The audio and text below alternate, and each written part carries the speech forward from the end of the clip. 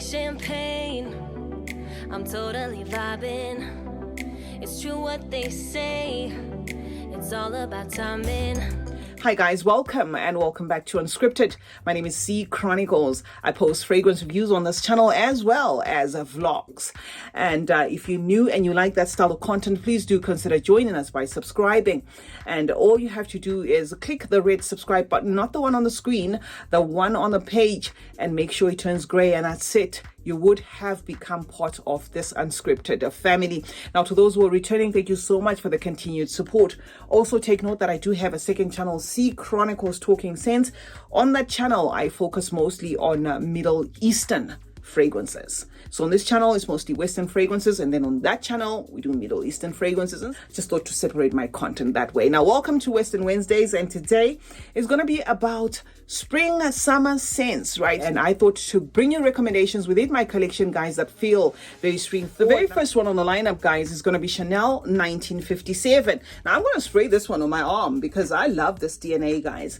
This is spring and summer appropriate. It gives me Chanel No. 5 vibes without the datedness of Chanel No. 5. So it's gonna have that identifiable feel of Chanel No. 5, but it kind of feels like a rendition that they made to make sure it's crowd pleasing. This is a presentation, guys, of gentle white florals. Everything in this fragrance is delicate, right? But I like the fact that it speaks in as much as it's delicate, because sometimes when a fragrance comes across as very delicate, it can come across as mute. This one is going to have those aldehyde or that aldehydic feel, which is going to interpret as soapy, powdery, laundry-like, even shampooy, and that is the common feature between itself and Chanel No. 5. But in this, it's more young at heart. It's going to have as well a delicate jasmine, which is the reason why I thought I should, drop it here as a recommendation, a fragrance that you ought to smell or even get a tester of. So it's the first one on the lineup, guys, 1957 from the house of Chanel. The second one on the list, guys, is from Gloria Vanderbilt, and this is the box. I have the box because I often get it twisted. I mean, it's Jardin à New York, which I think is in French, and French is always like back to front, especially if you're an English speaker. With French, they kind of like, like Afrique the Sweet means South Africa, and in English, that would be like Africa South. So I have the box just to make sure that I do not, twist the wording there, right? This is a cheapie, a dirt cheap type of fragrance. I got mine off eBay. You can still pick up the Gloria Vanderbilts, guys, and I noticed that most of them are very affordable, except maybe the red one. I think that one is maybe $2 or $3 or $5 more than the other ones. Now, this is the second Gloria Vanderbilt I have in my collection, and I love it.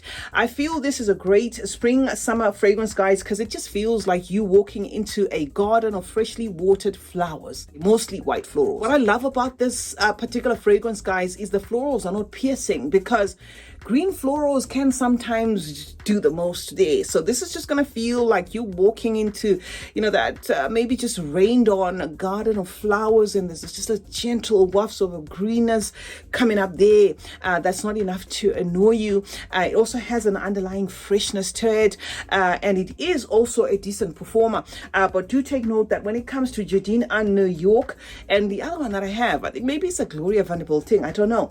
It does have like a vintage kind of thing. So I do not expect like a fun young fragrance there. It's going to have something that leans closer to the Chanel's, like the Chanel No. 5 type of situation, without it being a clone for Chanel No. 5.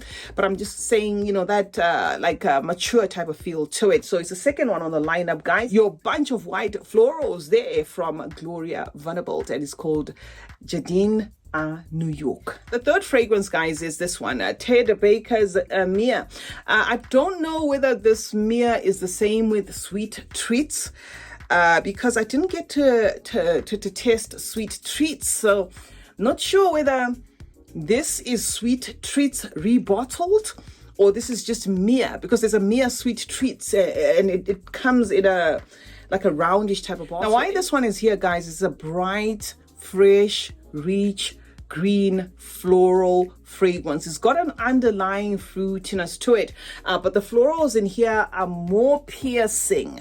You know, the piercing nature that I was saying is lacking in this. You're going to find a little bit of it in that, and it could be at that point where you actually love this fragrance or you don't, right? But I feel the piercingness of the white florals that you get in Mia, especially that rose that feels like the bud, you know, or all the florals, let me say, feel like you actually, say you were picking on flowers there and you had like the actual juice of the florals, you know, on your hands, and then you smelt your hands there. It kind of smells like this. So these are this one is quite piercing there, and it's that piercing nature in this fragrance that gives it the longevity. So do not let the price deter you. If you want or you love florals, try to get your nose on this. You're probably going to fall in love with it, and it's here because I just feel it's a great spring summer scent. The next one, guys, is going to be Guess Bella Vita Rosa. Mine is at this level because I bought it as a gift set, and I was using the smaller one. So I've only now started using the bigger one, right? And this is a very enjoyable spring summer scent. It's very easy reach type of DNA. And after purchasing this one and smelling some of the Guess fragrances, especially the Noir, the black one, I think Guess does do a little bit of duping here and there, because the Noir black one, the one in the like a diamond type of shape, or rectangular, I don't know what to call that shape, smells a lot like Guerlain. And this one smells like a lemony take to Versace Eros. And they do have another one called Guess Bella Vita without the Rosa. That's like a one-on-one Versace Eros, you know, smell alike. So it does look like Guess does do inspirations, or at least that's what I'm getting for now. Anyway, right? Why this one is here is it's a fresh, mostly white floral, you know, fragrance there. I think there is magnolia, there's lily of the valley, there's jasmine, that make for a bright fragrance with a fruity wrap up coming from the quince. So it's definitely a fragrance that shines, especially in spring and summer. And I thought to drop it here as a recommendation, guys. Guess Bella Vita Rosa. Next up is Indivisible from Katy Perry. Now, this is a fragrance, guys, that may have some people conflicted why it's here. Because the note pyramid for this fragrance, guys, is a combination of coconut, booze, spices, florals, especially a gardenia that is green leaning. And that is not necessarily a pyramid that's going to scream summer, right? But I feel the performance in this, which is lacking for now, is the reason why I personally would wear it in the summer and spring. It is a fragrance that comes to light in the heat there because it's just subtle, you know, in everything that it does. I hope that it will macerate to something louder, to something stronger. But for now, it's just presenting shy, shy, tamed vibes there. Something that's not trying to push it to the limit. And it's because of that I feel since it lacks that depth, it's mostly going to be brighter in the heat. That's, I thought to, recommend it here as a great spring summer scent. Indivisible from Katy Perry. And then we have Kelvin Klein Beauty. I've had this one for a while. It's just one of those that end up getting lost. I use it and use it and use it, and then I forget about it. And then I use it and use it, and then I forget about it. And I think it's mostly because it has that DNA that's just safe. Mostly the jasmine that you're going to get there, but it's very tamed. It doesn't come across as green, doesn't come across as sharp, but it's definitely built around florals. Also going to have like a fresh tone, a fragrance that's very bright and crisp. One that you may want to consider adding to your collection, guys, if you don't have it because of affordability. It's Kelvin Klein Beauty, and it's the 6th one on the lineup. And then we have Elie Saab Le Parfum Essential. I had to show you in the box first because this is a mini, but let me show you the close-up. Okay, so this is Essential. What this Essential does is completely the opposite of what Le Parfum does. Now, if you have both, right, or if you have used Le Parfum, you probably know that is a pushy fragrance. It's like a non-negotiating type of fragrance. It's either you like it or you don't. It's just one of those. There's nothing in between. Now this, on the other hand, comes across as very crowd pleasing. It shares no similarities, to that characteristic, that hardcore characteristic that you get from Le Parfum. There is a use of orange blossom in here, and then there's a patchouli, and there's a light creaminess that wraps up the white floral. So great spring summer scent is going to be this one. I'm not going to get mine in full size because I do feel as though it is one of those fragrances that you can umbrella under a lot of fragrances. So after I finish my mini, I'm not going to get the full size, but it is one fragrance that if you can get it at a good price, you know, would be ideal for spring and summers. And then there's good old Splendor, right? This is one I will always have in my collection. And if you're coming from my other channel, you probably see me wave this bottle from time to time. But let me say this. This is not the first bottle. I hoarded these ones. I got them for £12 or something, and I hoarded them. Mimi has two. I think now I'm on, after this bottle, I'll be on my last one. But I bought 5 or 6 at the same time because the first one I bought and I sprayed, I was like, wow, you know, I didn't expect to get that from a fragrance so affordable. This is an Elizabeth Arden, right? It's an Elizabeth, I'm just confirming, yeah, because there's Elizabeth, this Estee Lauder. I always confuse Estee Lauder with Elizabeth Arden.